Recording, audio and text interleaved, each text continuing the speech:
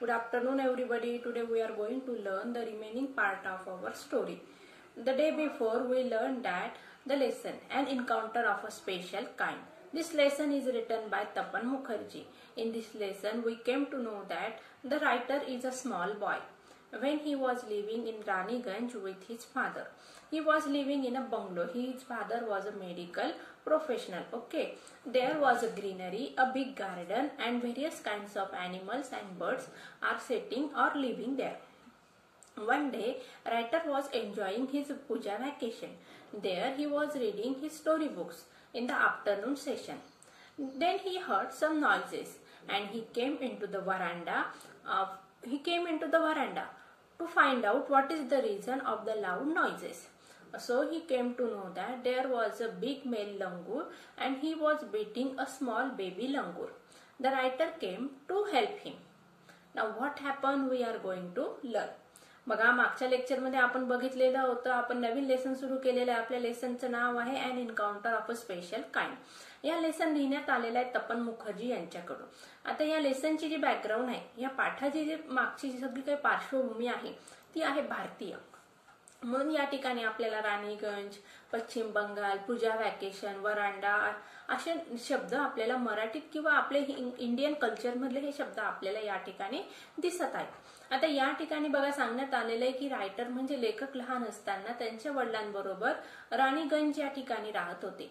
त्या ठिकाणी मग पूजा वॅकेशनच्या सुट्ट्या असतात. मी मागच्या लेक्चरला सांगितलं होतं की ज्याप्रमाणे आपल्याकडे महाराष्ट्रामध्ये दिवाळीसाठी शाळांना सुट्टी दिलेली असते, त्याचप्रमाणे बंगाल, पश्चिम बंगाल या राज्यामध्ये सुद्धा नवरात्री म्हणजे देवीची जी पूजा असते त्या पूजेच्या महोत्सवासाठी सुट्टी दिलेली असते. आपल्याकडे नवरात्र म्हणतात, त्या ठिकाणी देवीचा पूजा महोत्सव म्हटले जात असतं. मग आता या ठिकाणी आपण बघितलं होतं की रायटर काय करत आहे, आपल्या सुट्ट्या एन्जॉय करत आहे. कशा प्रकारे मी मागे पण सांगितलं होतं की आता तुमच्याकडे सुट्ट्या एन्जॉय करण्याचं माध्यम काय आहे तर मोबाईल, कॉम्प्युटर, लॅपटॉप याच्या माध्यमातून तुम्ही वेगवेगळे प्रकारचे गेम्स खेळत असतात किंवा टीव्हीवर वेगवेगळ्या प्रकारचे शोज किंवा पिक्चर बघत असतात. मग आता या ठिकाणी रायटरने काय सांगितलेलं आहे की माझं एक अतिशय उत्तम सोर्स होतं कुठलं सुट्ट्या एन्जॉय करण्याचं तर स्टोरी बुक्स रीड करायचं किंवा मॅगझिन्स रीड करायचं. अशा प्रकारे मी स्टोरी बुक्स रीड करत असताना काय झालेलं आहे, दुपारची वेळ आहे, रायटरची जी फॅमिली आहे ती छान असं जेवण झाल्यामुळे सुस्तावलेली आहे. ते त्याच वेळी अतिशय शांतता असल्यामुळे रायटर छानपैकी पुस्तक वाचत असतात. पण त्याच वेळी काय होतंय, बाहेर खूप गोंगाट असतो म्हणून रायटर वरांड्यामध्ये येऊन थांबतात.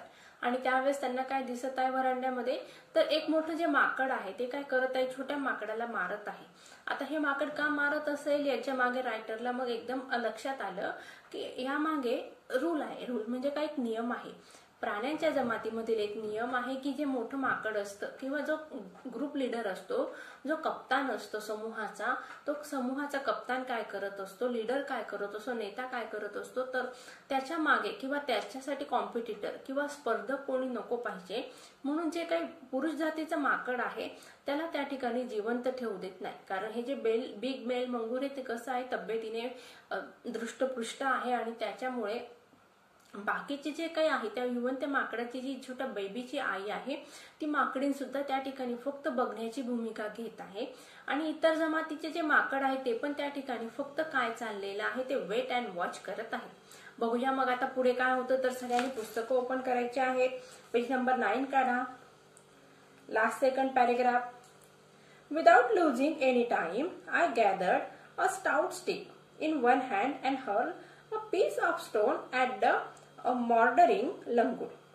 The langur was infuriated that it hardly took any notice of my assault. But when I started throwing more stones, the dogs on their part raised their pitch of cry. बघा आता परत line by line बघूया आपण.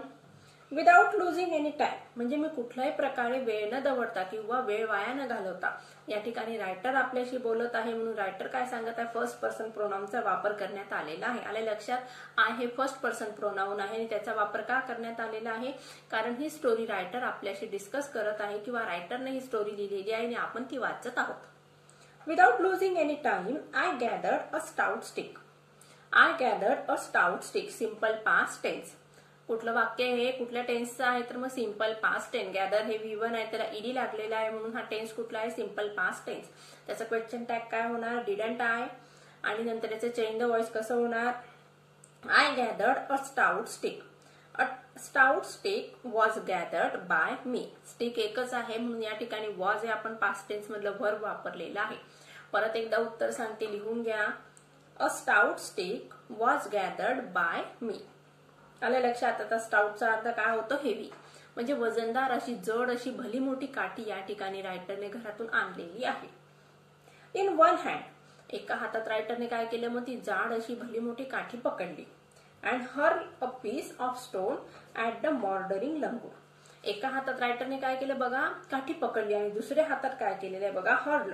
Hurl म्हणजे काय, या ठिकाणी जोर जोराने मारणे. अ पीस ऑफ स्टोन, दगडाचे तुकडे, छोटे छोटे दगड उचलले आहेत रायटरने जमिनीवरून. एका हाताने काठीचा वार करत आहे आणि दुसऱ्या हाताने दगड फेकत आहे. कोणावर, त्या बिग मेन लंगूरवर. Stone at the marauding langur. Marauding म्हणजे काय, संतापलेलं. अतिशय ते रागीट माकड होतं.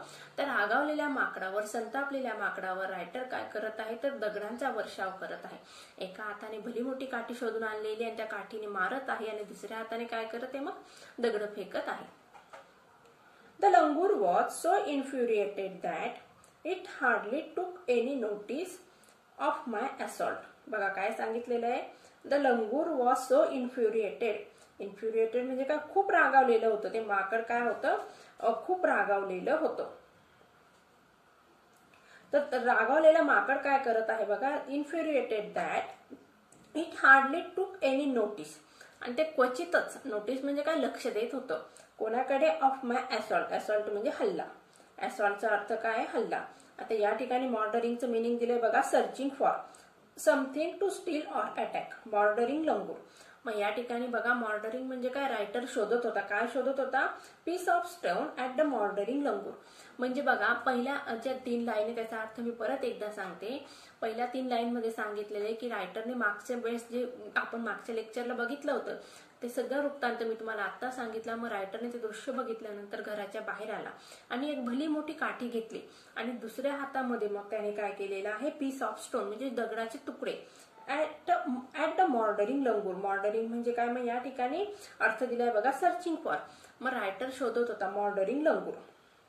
The langur was इन्फ्युरिएटेड. मग आता यामुळे काय झालं होतं, लंगूर म्हणजे ते माकड काय झालं होतं, रागावलेलं होतं. कारण काय बघा, त्या ठिकाणी it hardly took any notice. ते का रागावलेलं होतं, कारण त्याला मारायचं होतं. कोणाला, त्या छोट्या बेबी लंगूरला. म्हणून ते प्रचंड असं रागावलेलं होतं. टूक any notice of my assault. आणि त्यामुळे ते रायटर जे काही त्याच्यावर दगडांचा वर्षाव करत होता किंवा काठीने मारत होता त्याकडे दुर्लक्ष करत होता. कारण त्याचा उद्देश काय होता, त्या छोट्या बेबी लंगूरला मारण्याचा किंवा मारून टाकण्याचा हा त्याचा उद्देश होता. The dogs on their part raise their pitch of cry.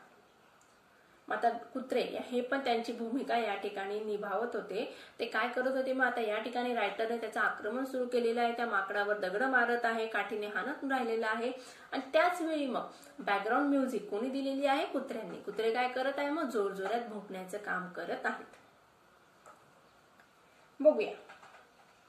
The change circumstances and a sudden unexpected attack from the unknown quarters force the langur to drop the baby from the sloping roof over the veranda.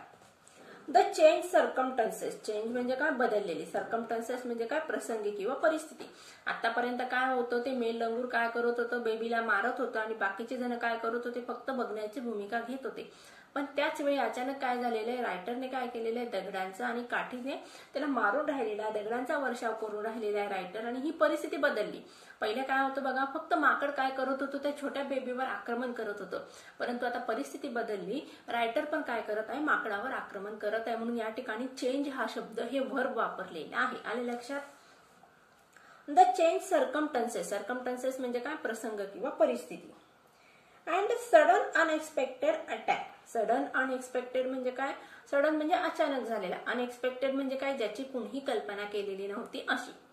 Unexpected. Expected हे काय आहे, expect काय बघा, या ठिकाणी route word आहे. त्याला काय लागलेलं आहे, सफिक्स आणि प्रेफिक्स दोघं लागलेले आहे. प्रेफिक्स म्हणजे काय, शब्दाच्या पूर्वी येणारा शब्द. बघा, अनएक्सपेक्टेड. लक्ष द्या इकडं.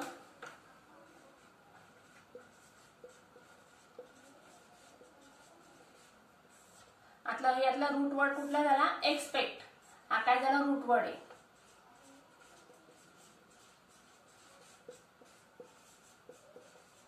रूट वर्ड झाला एक्सपेक्ट. आता अन काय झालं? प्रेफिक्स झालं.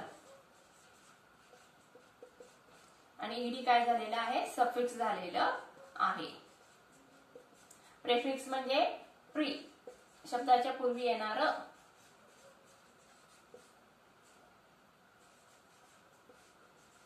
आणि सफिक्स म्हणजे आफ्टर वर्ड. ओके, सगळ्यांना आपण मागच्या वर्षी शिकलेलो आहोत, परंतु एकदा परत आपण रिमाइंड केलं किंवा रिव्हिजन घेतलेली आहे. लक्षात आलं?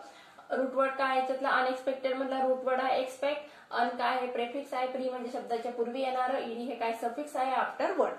Suffix comes after the root word.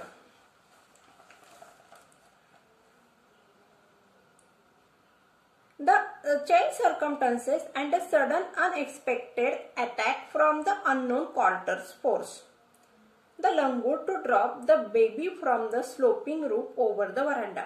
अचानक झालेल्या आक्रमणामुळे किंवा हल्ल्यामुळे ते मेल लंगूरने काय केलेलं आहे? त्याला म्हणजे करायस भाग पाडलेला आहे. कशामुळे? हल्ल्यामुळे. दगडांचा वर्षाव आणि काठीने मारण्यात आल्यामुळे ते मेल लंगूर जे काय ते थोडंसं या ठिकाणी म्हणजे ते अनएक्सपेक्टेड होतं ना, त्याच्यासाठी तो गोंधळून गेलेला आहे. आणि त्यामुळे त्याने काय केलं बघा, ते छोटं बेबी लंगूर काय त्याच्या हातातून खाली सटकलेलं आहे किंवा त्याने सोडले. बघूया आपण. Attack from the unknown quarter force the langur. Force म्हणजे काय? करायला भाग पाडलेला आहे. The langur to drop the baby. मग त्याला म्हणजे या अटॅकमुळे, हल्ल्यामुळे ते मेल लंगूरला त्या बेबीला खाली पाडण्यासाठी मजबूर करण्यात आलेलं आहे. कारण का या ठिकाणी त्या मेल लंगूरला आता स्वतःचा जीव वाचवायचा होता. टू ड्रॉप काय आहे? इन्फिनिटिव्ह आहे. आलं लक्षात? The baby from the sloping roof over the veranda. Sloping म्हणजे काय? उतरता. व्हरांडा म्हणजे काय? बघा, रूफ म्हणजे काय? छत. म्हणजे छतावरून ते बेबी जे होतं, छोटस बेबी माकडाचं जे पिल्लू होतं, त्याला खाली या मेल लंगूरने खाली फेकून दिलेलं आहे. कुठं आलं बघा? ते व्हरांड्यामध्ये. The baby was listless and appeared to be dead. आणि इतकं प्रचंड प्रमाणात मारण्यात आलेलं आहे. आणि मारण्यात आल्यानंतर त्या बेबीला काय केलं होतं? वरतून खाली फेकण्यात आलं. आणि त्यामुळे काय झालेलं आहे? ते बेबी काय झाले? बेशुद्ध पडलेलं आहे. काय म्हटलंय बघा या ठिकाणी? Baby was लिसलेस. लिसलेस म्हणजे काय? अनकॉन्शियस झालेलं आहे. कॉन्शियस म्हणजे काय? जागृत असणे. अनकॉन्शियस म्हणजे काय? बेशुद्ध पडणे.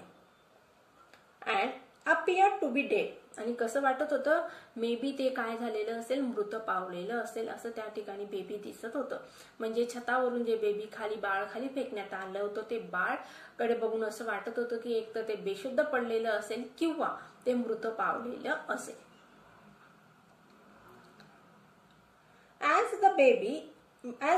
As its body started to slide down, the excitement of the pack of dogs grew manifold at the prospect of a good kill and meal.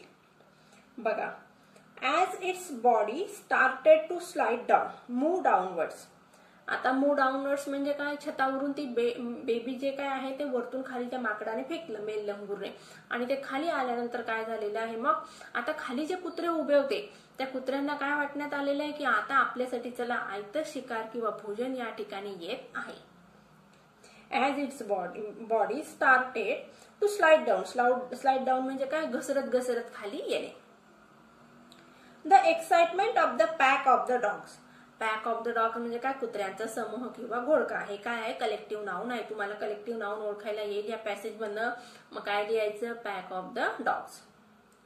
ग्रीव manifold at the prospect. Manifold म्हणजे काय? या ठिकाणी more and more. म्हणजे अतिशय त्यांच्या इच्छा किंवा आकांक्षा या ठिकाणी जागृत झालेल्या आहे की चला आता आपल्यासाठी काय झालेलं आहे? आयतच भोजन आलेलं आहे. कुठलंही काम करण्याची किंवा तस्दी घ्यायची गरज नाही. At the prospect. प्रॉस्पेक्ट म्हणजे काय? Future benefit. म्हणजे आपल्याला शिकार मिळणार आहे त्यांच्या आशा पल्लवित झालेल्या आहेत. कोणाच्या? कुत्र्यांच्या. Of a good kill and a meal.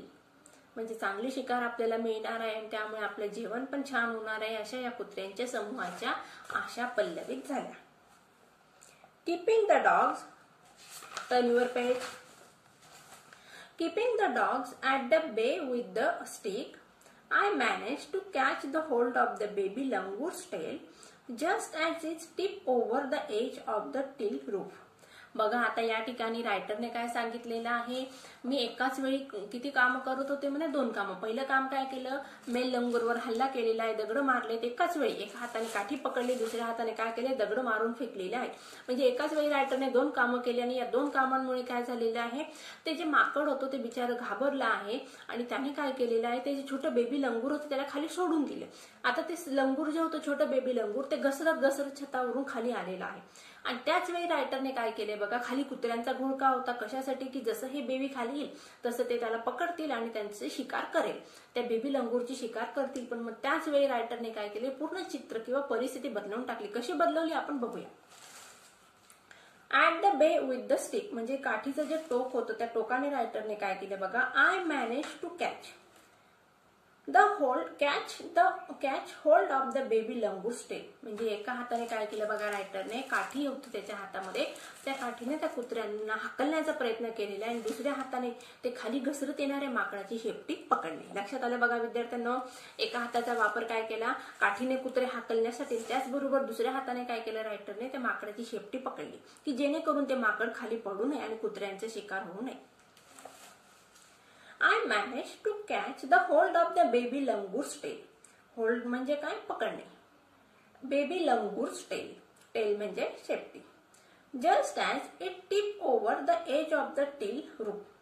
जसं ते छतावर येऊन पडणार त्याच वेळी रायटरने काय केलं, त्याची शेपटी पकडली आणि त्याला आपल्या ताब्यात घेतलेलं आहे.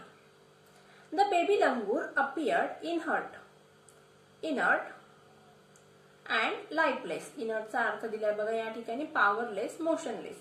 आता एवढं मार खाल्ल्यानंतर आणि वरतून खाली फेकल्यामुळे त्या बेबी लंगूरमध्ये एक तर ते छोटं आहे, त्याचबरोबर प्रचंड प्रमाणात हल्ला झाल्यामुळे किंवा मारल्यामुळे त्या बाळामध्ये आता ताकद राहिलेली नाही आहे. लाईफ इनर्ट म्हणजे काय, कुठल्याही प्रकारची ताकद नसते. मोशनलेस म्हणजे काय, मुवमेंट नसते. अँड लाईफलेस, लाईफलेस म्हणजे काय, प्राण नसते, म्हणजे ते जिवंतच नाही असं रायटरला वाटत होतं. It was indeed a male baby. मग रायटरने गेस केला की ते काय असणार आहे, मेल बेबी असणार आहे, म्हणजे माकड असणार आहे. By this time my parents and sister had come out on to the veranda and were witnessing my rescue operation. आता यावेळी काय झालेलं आहे बघा, बाय दिस टाइम म्हणजे आतापर्यंत, म्हणजे एवढं सगळं उपद्व्याप रायटरने केलेलं आहे. कोणासाठी, to save that baby langur. माकडावर हल्ला केला, मेल लंगूरवर काठ्यांनी, एका हाताने काठीने मारलं, दुसऱ्या हाताने दगड फेकलेली आणि त्या सगळ्या झटापटीमध्ये किंवा या सगळ्या मारहाणीमध्ये त्या माकडाने काय केलं, छोट्या बेबीला खाली फेकलं. आणि त्याच वेळी रायटरने मग ते माकडाच्या तावडीतून सोडलं, पण खाली कुत्रे होते, त्यांच्या तावडीतून पण त्या बाळाला वाचवलेलं आहे. आणि नंतर त्या बाळाला एवढं सगळं जे काही रायटरने केलं त्या सगळ्या ऍक्टिव्हिटी त्याच्या कुटुंबातील लोकांनी म्हणजे त्याच्या पॅरेंट्सने त्या ऍक्टिव्हिटी बघितलेल्या आहेत. बघूया काय होतं ते.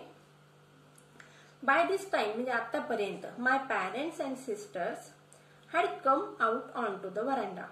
आपण बघितलं होतं बघा मागच्या लेक्चरमध्ये, दुपारची वेळ असल्यामुळे रायटरचे पॅरेंट्स आणि त्याची बहीण काय होती, झोपलेली होती. पण आता एवढ्या सगळ्या गोंगाटामुळे ते पण बाहेर आलेले आहेत. And were witnessing my rescue operation. Were witnessing कुठला टेन्स आहे, पास्ट कंटिन्युअस टेन्स. ते काय करत होते, बघत होते. काय बघत होते, रेस्क्यू ऑपरेशन म्हणजे काय, सुटकाची मोहीम किंवा वाचवण्याची जी मोहीम. ऑपरेशन म्हणजे काय, मोहीम. रेस्क्यू म्हणजे काय, सोडवणे. आता या ठिकाणी रायटरने काय केलेलं आहे, त्या मेल लंगूर पासून त्या छोट्या बेबी लंगूरला वाचवलेलं आहे. म्हणून त्या सगळ्या खटाटोपाला रायटरने या ठिकाणी काय नाव दिलेलं आहे, रेस्क्यू ऑपरेशन. आता या ठिकाणी बघा, एखाद्या ठिकाणी पूर आलेला असेल तर त्या ठिकाणी जे लोक आहेत, पुरात अडकलेले लोक, यांना वाचवण्यासाठी जी ऍक्शन घेतली जात असते, जो कार्यक्रम केला जात असतो त्याला काय म्हटलं जात असतं, रेस्क्यू ऑपरेशन. मग त्याच प्रमाणे रायटरने काय सांगितलेलं आहे, मी पण मोठं काम केलेलं आहे, म्हणून त्यासाठी रायटरने रेस्क्यू ऑपरेशन हा शब्द वापरलेला आहे. Some of our neighbours had also gathered in the distance. आमचे शेजारी, काही शेजारी होते, ते सुद्धा बघत होते किंवा ते जमा झालेले होते. गॅदर्ड म्हणजे काय, जमा होणे. आता हॅड गॅदर्ड कुठला टेन्स आहे, मग पास्ट परफेक्ट टेन्स. नीट लक्ष ठेवा विद्यार्थ्यांनो, या ठिकाणी तुम्हाला परीक्षेला एखादं वाक्य देण्यात येईल, त्यातला तुम्हाला मे बी टेन्स विचारला जाईल किंवा जो टेन्स आहे त्याचं दुसऱ्या टेन्स मध्ये कन्वर्ट करायला सांगतील. Some of our neighbours had also gathered in the distance. आमचे काही नेबर म्हणजे शेजारी. डिस्टन्स म्हणजे काय, अंतरावर उभे राहून सगळी गोष्ट किंवा घटना बघत होते. समजलं इथपर्यंत? चला पुढचा पॅसेज घेऊया. I took the baby langur to our backyard and gently laid him on the floor inside the poultry coop. I took the baby langur to the backyard. आता हे वाक्य आहे सिंपल पास्ट टेन्स. आता याचं change the voice कसं करणार आपण? I took the baby langur to the backyard. The baby langur was taken to our backyard by me. बघा काय सांगितलं मी, परत एकदा सांगते, उत्तर लिहून घ्या. The baby langur was taken to our backyard by me. Question tag काय होणार? Didn't I? And gently laid him on the floor inside the poultry coop. coop म्हणजे काय या ठिकाणी? केज फॉर पोल्ट्री, म्हणजे कोंबडींचा खुराडा किंवा कोंबडींचं राहण्याचं घर. थोडक्यात आलं लक्षात? आता रायटरने काय केलेलं आहे, ते जे मोशनलेस किंवा लाईफलेस बेबी होतं छोटस, त्याला हातात पकडलेलं आहे आणि त्याला घेऊन कुठं आले बघा रायटर? बॅकयार्ड म्हणजे काय? घराची मागची side. And gently laid. Gently म्हणजे काय? अतिशय हळूवारपणे, कारण ते बिचारं बाळ अगोदरच काय झालं होतं, ठिकठिकाणी त्याला जखमा झालेल्या होत्या, त्यामुळे त्याला हळूवारपणे खाली ठेवलेलं आहे. On the floor. फ्लोअर म्हणजे काय? जमीन. Inside the poultry coop. Inside म्हणजे काय? च्या आत. कुठं मग ठेवलं रायटरने? पोल्ट्री कूप म्हणजे काय? कोंबडींचा जो खुराडा होता त्या खुराड्यामध्ये रायटरने त्या बाळाला नेऊन ठेवलं किंवा त्याला त्या ठिकाणी झोपवलेलं आहे. बघूया आता पुढे काय झालं. His body was full of deep bite marks and scratch. मग आता त्याच्या शरीरावर जागोजागी काय होत्या? जखमा होत्या. कशाच्या जखमा होत्या बघा? बाईट मार्क्स म्हणजे चावण्याच्या. त्या मेल लंगूरने काय केलं होतं? बेबी लंगूरला चावलेलं होतं, ठिकठिकाणी चावलेलं होतं. And scratch. स्क्रॅच म्हणजे काय? नखाने ओरखडे केलेले होते, म्हणजे बोचकलं पण होतं आपल्या भाषेत आणि चावलेलं पण होतं. Blood was oozing from some of the wounds. Oozing म्हणजे काय? रिलीजिंग म्हणजे वाहणे, ओव्हरफ्लोविंग. आता चावल्यामुळे आणि ओरखडल्यामुळे काय झालेलं आहे? त्या बेबीच्या शरीरातून रक्त वाहत होतं. ओझिंग म्हणजे काय? वाहणे. कठीण शब्दांचे अर्थ लिहून घेत चला पुस्तकात. The blood was oozing from some of the wounds. आणि काही जखमांमधून काय होत होतं? रक्त वाहत होतं. The baby remain motionless. आणि काय झालेलं आहे? ते बाळ कसं थांबलेलं आहे? मोशनलेस म्हणजे कुठल्याही प्रकारची हालचाल किंवा मुवमेंट त्या ठिकाणी त्या बेबी कडून होत नाही आहे. The baby remain motionless. या ठिकाणी the baby, find out the subject and predicate आला तर कसं लिहिणार? द बेबी हे काय आहे? सब्जेक्ट आहे. अँड रिमेन मोशनलेस हे काय आहे? प्रेडिकेट आहे. मोशनलेस म्हणजे काय? लाईफलेस म्हणजे कुठल्याही प्रकारची मुवमेंट किंवा त्या ठिकाणी हालचाल त्या बेबीकडून होत नव्हती. बेशुद्ध ते बाळ पडलेलं होतं. My father provided first aid to clean the wounds and stop the bleeding. आता माझ्या वडिलांनी काय केलं बघा? प्रोव्हाइडेड म्हणजे काय? पुरवलेलं आहे. काय पुरवलं मला? फर्स्ट एड म्हणजे प्रथमोपचाराचे जे सामान होतं, ज्या बॉक्समध्ये ते सामान भरलेलं होतं, ती बॉक्स किंवा ती पेटी रायटरचे जे वडील होते तपन मुखर्जी यांचे, त्यांनी ती पेटी रायटरकडे आणून दिली. कशासाठी? To clean. टू क्लीन म्हणजे काय? स्वच्छ करणे किंवा धुवून काढणे. काय धुवून काढायचं? स्वच्छ करायचं होतं. त्या बाळाच्या ज्या जखमा होत्या त्या जखमा धुवून काढण्यासाठी रायटरच्या वडिलांनी काय केलेलं आहे? रायटरला फर्स्ट एड बॉक्स दिलेला आहे. My father provided first aid to clean the wounds. आता या वाक्याचं चेंज द व्हॉइस कसं होणार बघा? The first aid was provided by my father to clean the wounds. Okay, परत एकदा सांगते. The first aid was provided to clean the wounds by my father. आलं लक्षात? परत सांगते. The first aid was provided to clean the wounds by my father and stop the bleeding. आणि त्या जखमांवर cream लावल्यानंतर किंवा आपल्या भाषेत मलम लावल्यानंतर काय होणार आहे? त्या जखमांमधून येणारं रक्त थांबणार होतं.